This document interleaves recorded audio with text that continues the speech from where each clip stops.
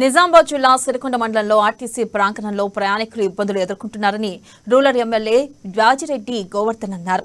MLA సొంత మండలమైన సిరికొండ బస్టాండ్లో ప్రయాణికుల సౌకర్యం కోసం పలు అభివృద్ధి పనులకు శంకుస్థాపన చేశారు. ఈ సందర్భంగా సిరికొండ మండల అభివృద్ధికి కృషి చేస్తారని వ్యాజిరెడ్డి గోవర్ధన్ చెప్పారు. కేసీఆర్ నాయకత్వంలో తెలంగాణ అభివృద్ధి పదంలో ముందుకెళ్తుందని పేర్కొన్నారు.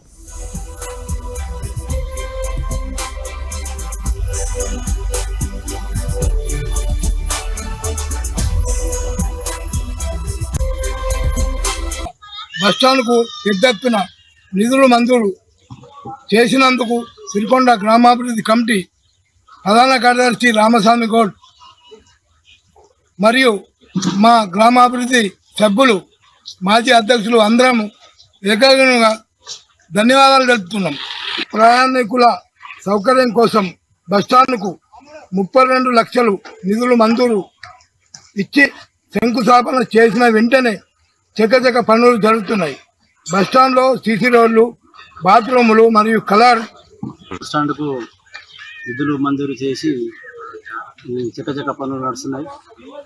దీనికి నిధులు కేటాయించినందుకు నా తరపున వారికి ప్రత్యేక ధన్యవాదాలు తెలుపుతున్నాను.